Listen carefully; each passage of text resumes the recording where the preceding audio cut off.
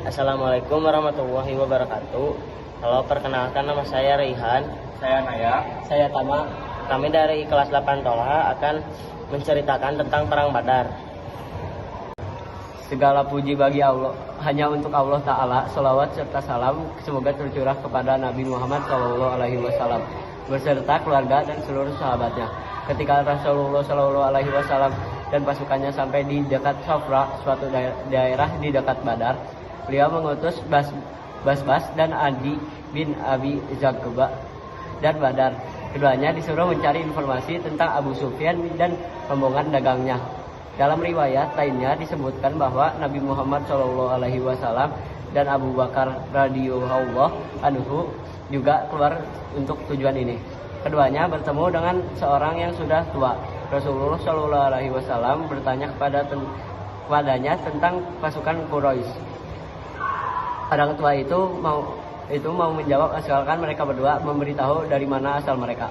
Keduanya setuju. Rasulullah SAW memintanya agar bercerita lebih dahulu. Orang itu menjelaskan bahwa ia mendengar berita tentang Muhammad SAW dan para sahabatnya telah berangkat pada hari ini. Jika si pembawa berita itu benar, berarti mereka sekarang sudah sampai di tempat ini.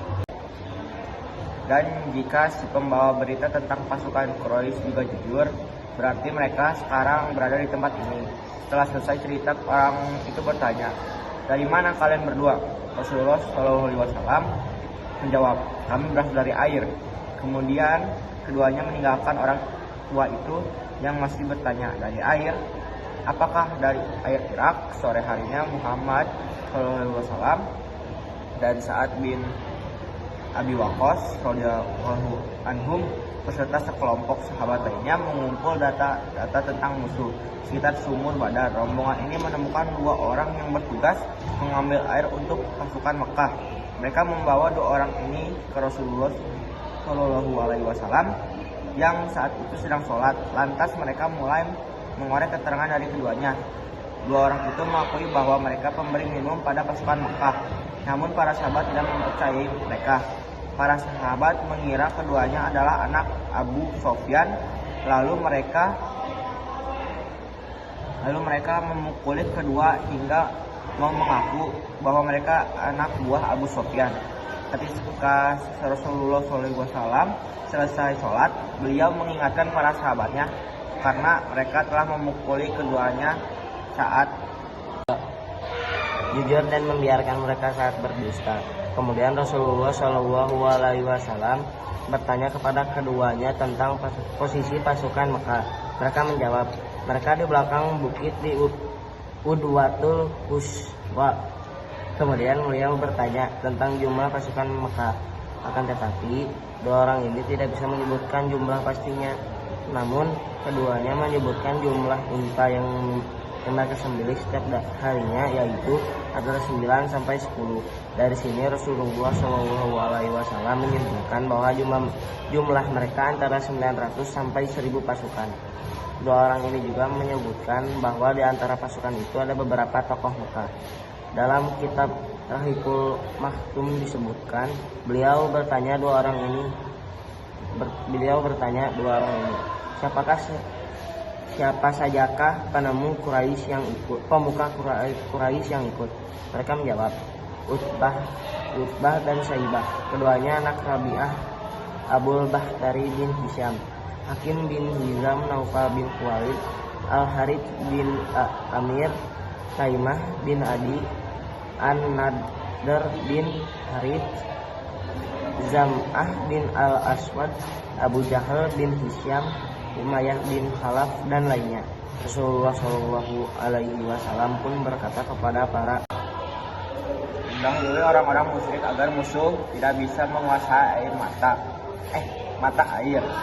Saat Rasulullah SAW sudah menentukan satu posisi, Al-Habab bin Muzir radhiyallahu anhu mengeluarkan pendapatnya. Wahai Rasulullah SAW, bagaimana pendapat Anda tentang posisi ini? Apakah posisi ini diwahyukan oleh Allah Azza wa Jalla sehingga dia boleh maju atau mundur?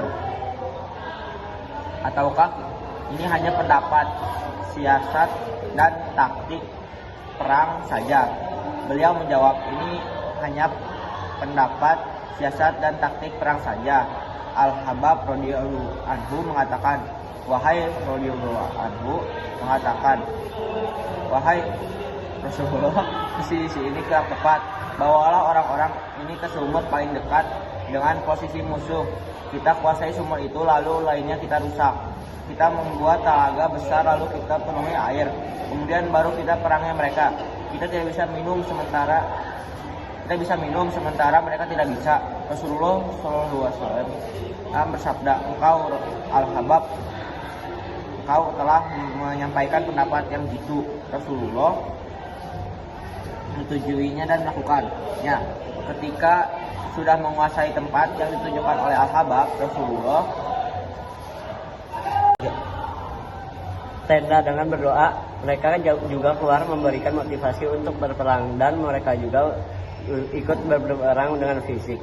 Setelah melakukan semua persiapan fisik yang memungkinkan untuk mewujudkan kemenangan di lapangan, malam itu beliau bertadarus memohon kepada Allah Azza wa Jalla agar menolongnya. Di antara doa yang beliau ucapkan adalah, Ya Allah Azza wa Jalla, penuhilah janjimu kepadaku. Ya Allah Azza wa Jalla, berikanlah apa yang engkau telah janjikan kepadaku. Ya Allah Azza wa Jalla, jika engkau membinasakan pasukan Islam ini, maka tidak ada yang akan beribadah kepadamu di muka bumi ini. Hadis riwayat Muslim 1384, hadis nomor 1763. Dalam riwayat ini juga disebutkan bahwa beliau terus bermunajat kepada Rabb-Nya hingga selendang beliau jatuh dari pundak. Abu Bakar radhiyallahu anhu datang dan mengambil selendang tersebut, kemudian meletakkannya kembali di pundak beliau. Abu Bakar radhiyallahu anhu berkata, wahai Nabi Allah Azza wa Jalla, sudah cukup engkau bermunajat kepada Rabb-Mu, dan Allah sembilan Azza wa Jalla pasti akan memenuhi janji. Ibnu Abi Hatim meriwayatkan bahwa ketika ayat ini turun, Umar radhiyallahu anhu berkata, golongan manakah yang akan dikalahkan dan golongan apa yang akan dimenangkan? Umar bin Khattab radhiyallahu anhu melanjutkan, tak kala perang Badar, aku melihat Rasulullah Shallallahu alaihi wasallam menerjang musuh dengan baju besinya, seraya mengucapkan ayat ini. Ketika itu tahulah aku maksudnya dari ayat ini. Disadur dari Asyiratun Nabawiyah fi Jahlul Mashadiril Asyiyal halaman 342 sampai 340.